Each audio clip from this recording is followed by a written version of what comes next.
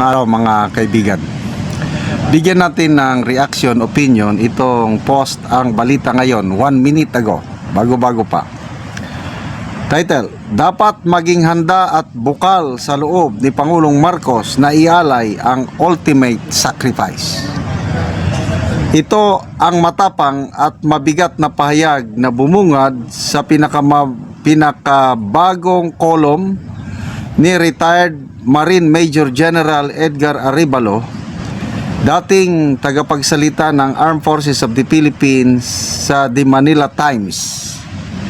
Sa kanyang sanaysay na pinamagatang The Ultimate Sacrifice, hindi na nagpaligoy-ligoy si Arevalo sa paglalatag ng kanyang konklusyon.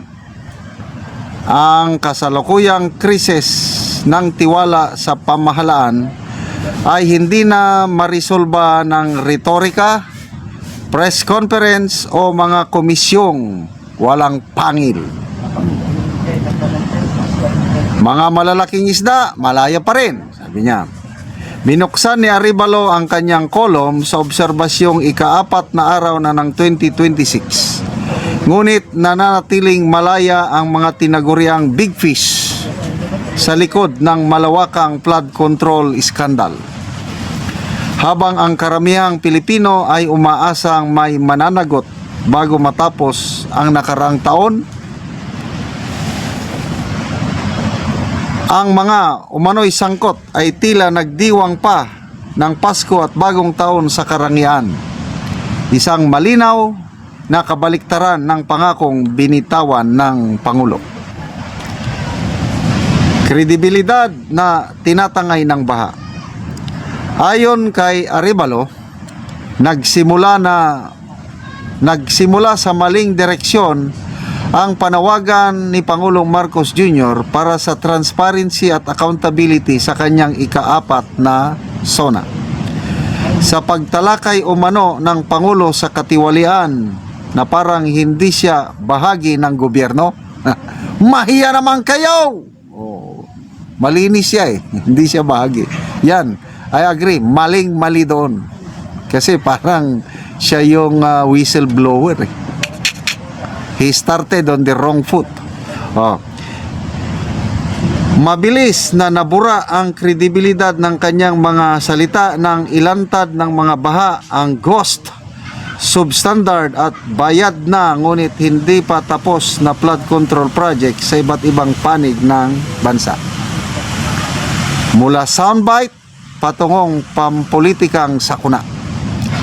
Ang inaasahang malakas na anti-corruption pitch sa SONA, ayon kay Arevalo, ay nauwi sa simula ng isang pampolitikang krisis. Nang mapilitang magsagawa ng mga site inspection ang Pangulo kasama ang media, doon naging malinaw ang lawak ng problemang matagal umanong naitago.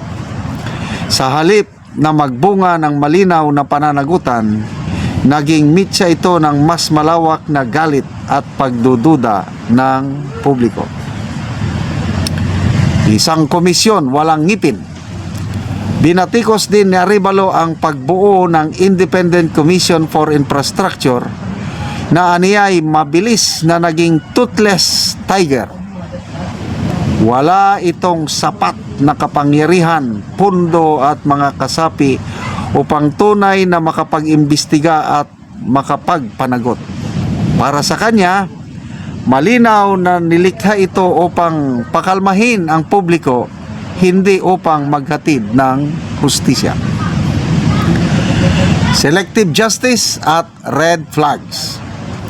Tinukoy rin ni Arevalo ang umano'y double standard sa pagpapatupad ng batas.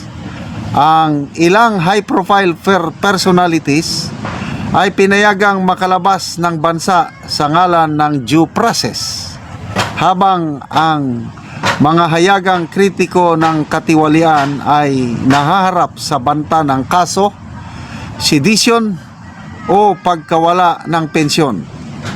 Para sa kanya, ito ay malinaw na sinyales ng selective justice.